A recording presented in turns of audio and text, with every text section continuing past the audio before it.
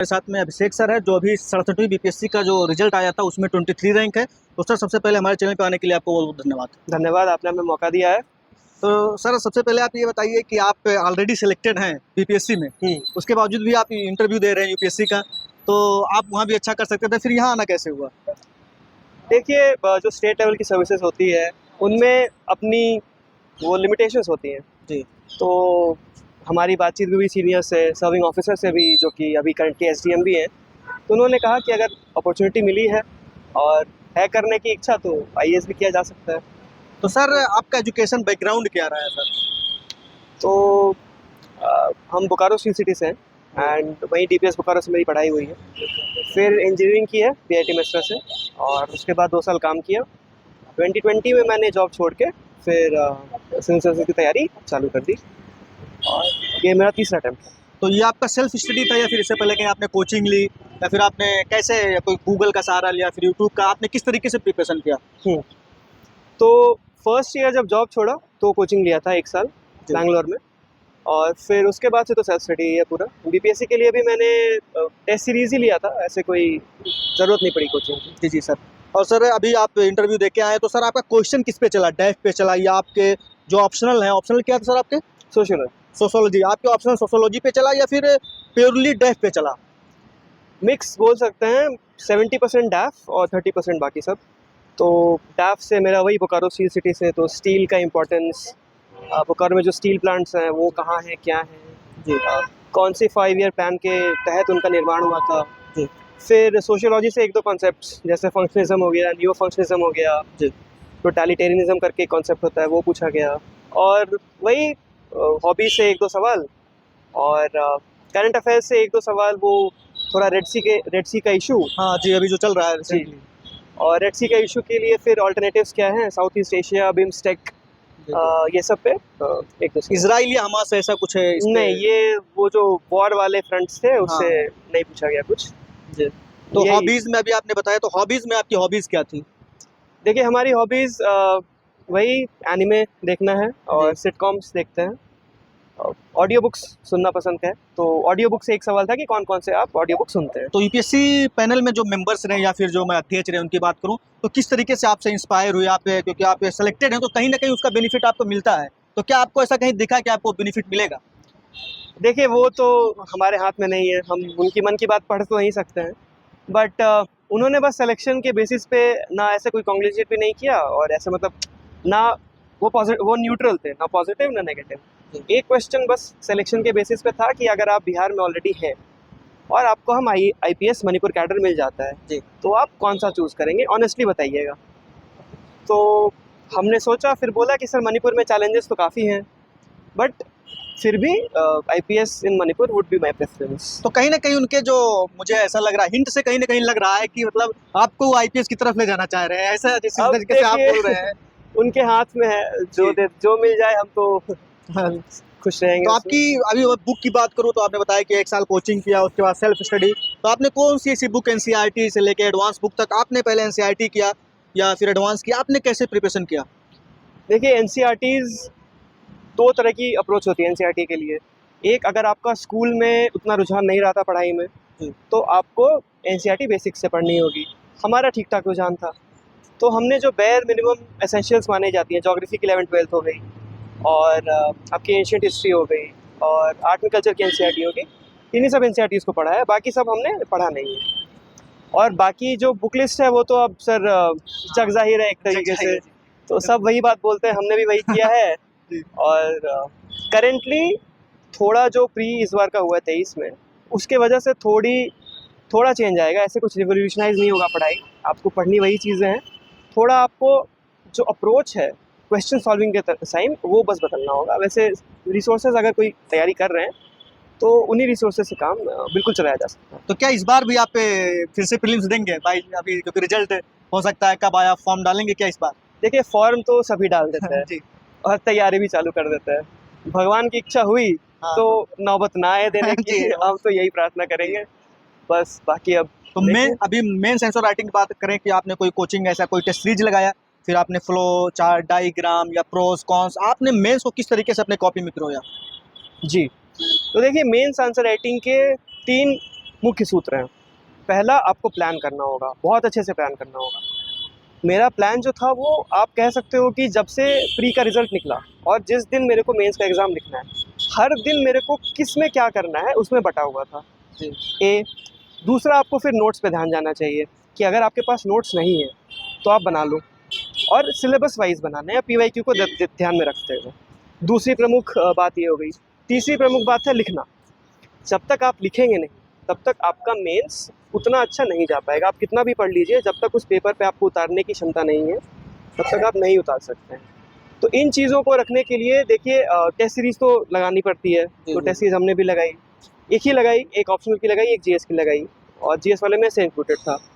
और प्लानिंग, एक टॉपर हैं, नाम अभी हमको याद नहीं आ रहा उनका, उन्होंने बहुत अच्छे से प्लानिंग पे एक यूट्यूब वीडियो बनाई है, वही मेरा इंस्पिरेशन था। तो प्लानिंग वहाँ से हो गई।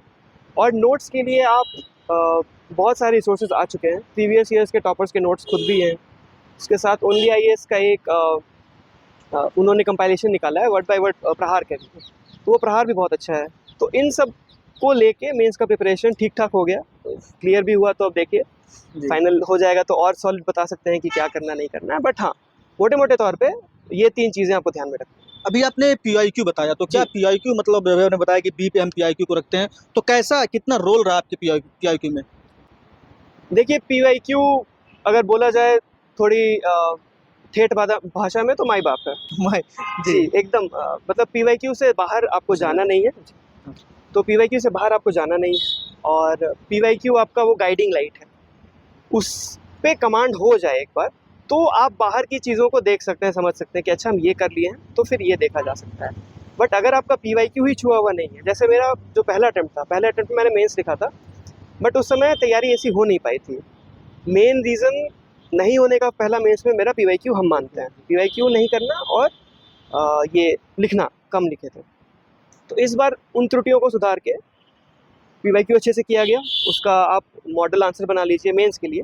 प्री के लिए आपको हर ऑप्शन पे आपको पता होना चाहिए कि ये ऑप्शन अगर है तो जी, क्या है। ये नहीं कि उस क्वेश्चन के ये आंसर है बस उतना याद करके छोड़ दिया।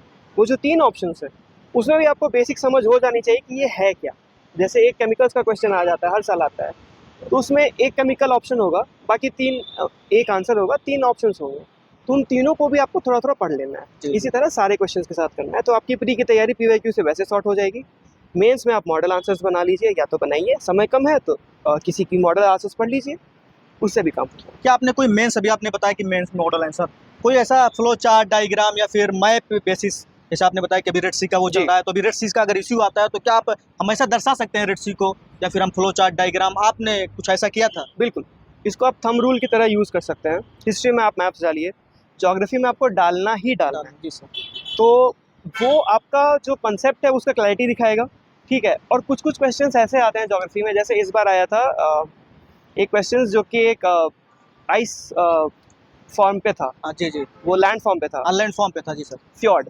हाँ। तो फ्यॉर्ड वाले क्वेश्चन में आप लिख के नहीं बता पाइएगा कि क्या है, क्या नहीं है, तो उस केस में वो डायग्राम आपकी बहुत मदद कर सकता है। और बात बची बाकी सब्जेक्ट्स में, तो आप पॉलिटी में उतना डायग्राम का स्कोप है नहीं, पर फिर भी आप बहुत लोग करते हैं, जैसे सर्कल बना के पॉइंट्स लिख दिया, तो उससे क्या होता है ना कि थोड़ा रिफ्रेशिंग रहता है चेकर के लिए। वो बार-बार पॉइंट्स को एक फॉर्मेट में देख-देख के बोर हो जाता है। तो वो आप अगर ऐसे सूर्य की किरणों की हाँ, तरह हाँ, पॉइंट जी, बना जी। दो, या बादल से 4 हाँ। चीज़ें निकाल दो, तो वो ठीक रहता है। सेकंड, अगर हम जीएस3 पे आते हैं, तो जीएस3 में एज़ सच डायग्राम्स नहीं है। जीएस3 में आपको ये मैप्स बोल रहे हैं, ग्राफ्स बनाने होंगे। ग्राफ्स, जी, चार्ट की तरह जैसे जी। होता है। जी। तो अगर आपको मान लीजिए ग्रोथ रेट दिखानी है, तो आप अगर लिखोगे कि 1991 में इतनी थी और 2021 में इतनी है, rather than writing this, you can always go ahead and plot a graph हाँ। Showing the trend as well. Yes. तो जीएस3 के लिए वो हो जाता है। जीएस4 में भी आप मतलब इन चीज़ों को का समावेश डाल सकते हैं, कहीं वो बॉक्स बना दिया, कहीं सर्कल बना दिया। और बाकी तो हाँ, डायग्राम्स का तो फ्लो चार्ट्स का तो है इंपॉर्टेंस, बहुत इंपॉर्टेंस है। और अगर आप प्रैक्टिस कर लें, इसकी प्रैक्टिस आपको पहले से होनी चाहिए। ये नहीं कि एग्जाम हॉल में हाँ जी, जाके अगर यही चीज़, ये चीज़। सोचने का करें तो नहीं। आप जब मान लीजिए आपको 4 पॉइंट याद करने हैं, तो आप उसी को जब लिख रहे हैं, लिख के याद करते हैं अगर, तो उसी को मान लीजिए सर्कल बना के याद कर लिया लिख के, या किसी और तरीके से याद कर लिया, तो वो प्रैक्टिस जब बनी रहेगी तो एग्जाम हॉल में आपको नेचुरली आ जाएगा। जी, जी। हाँ सर, तो आपने इतना अच्छे से बताया सर। अभी हम बात करेंगे इंटरव्यू। जी। इंटरव्यू के लिए किस तरीके से प्रिपरेशन करना चाहिए, या फिर आपने कोई ऐसा मॉक इंटरव्यू दिया? किस तरीके से आपने इंटरव्यू को प्रिपेयर किया? जी। तो देखिए मेरा भी पहला इंटरव्यू था यूपीएससी के लिए, तो उसमें जिसका भी जब भी पहला होता है सबको समझ में नहीं आता है कि करना क्या है। तो जो पहला एडवाइस हमें भी मिला और हमको लगता है पहले भी दिया जा रहा है, आगे भी दिया जाएगा, इस डैफ। तो आपके डैफ में कोई भी अगर शब्द लिखा है तो उस पे आपको एक मजबूत पकड़ होनी चाहिए। बस छोटा आइडिया से काम नहीं चलेगा, उसमें आपको मजबूती से पकड़ बना के नोट्स बनाना है। और जब आप नोट्स बनाएंगे तो नोट्स ऐसे होंगे कि वो आपको मानना है कि वो आप आंसर देने वाले हैं। तो उन आंसर्स के बेसिस पे क्रॉस क्वेश्चंस भी आएंगे। मान लीजिए आपसे महिलाओं की समस्याएं पूछ ली गई, तो आपने बता दिया कि ये 3-4 स्कीमें हैं।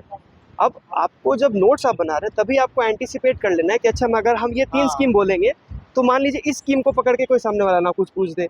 तो अगर आप उस तरह से एक माइंड मैप की तरह से तैयारी करेंगे डैफ के लिए तो इंटरव्यू का वो वाला पार्ट आपका सॉर्ट हो जी जाएगा। जी और पहले डैफ ही करें। जी साथ में करंट अफेयर्स आपको करने ही है, तो आप न्यूज़पेपर्स, जनरली एडवाइस यही रहती है, हमने भी यही किया कि 2 से 3 पढ़ने हैं, तो न्यूज़पेपर्स में आपका समय जाएगा ही जाएगा।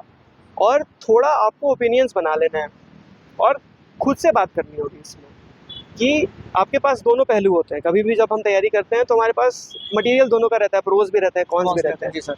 तो आपको फाइनली एक ओपिनियन अपने मन में तैयार करके जी। रखना होगा जो भी बर्निंग इश्यूज होंगे उस समय के। जैसे मान लीजिए जुडिशरी में कोलिजियम सिस्टम हो हाँ। गया, या अभी वन नेशन वन अभी वो इलेक्शन का मुद्दा हो इलेक्टोरल गया। बॉन्ड का भी अभी आया है। इलेक्टोरल बॉन्ड को तो सुप्रीम कोर्ट ऑर्डर दे दिया तो हाँ, क्लियर हो गया। clear मान हो गया, लीजिए जी, उसने नहीं दिया होता हाँ तो आप क्या करते? जी तो इन केसेस में जब ओपिनियन बनाना हो तो हमारे पास सबसे पहले संविधान या कॉन्स्टिट्यूशन रहेगा, फिर सुप्रीम कोर्ट के ऑर्डर्स रहेंगे, जी फिर हमारा जो लॉज है वो रहेंगे, और फाइनली आपका पर्सनल ओपिनियन। ये नहीं कि पहले ही जाके अच्छा सर हमको ये लगता है तो ये होना चाहिए। जी पहले इन तीनों को आप ये कर लो और उसके बाद फिर अपना ये फाइनल पे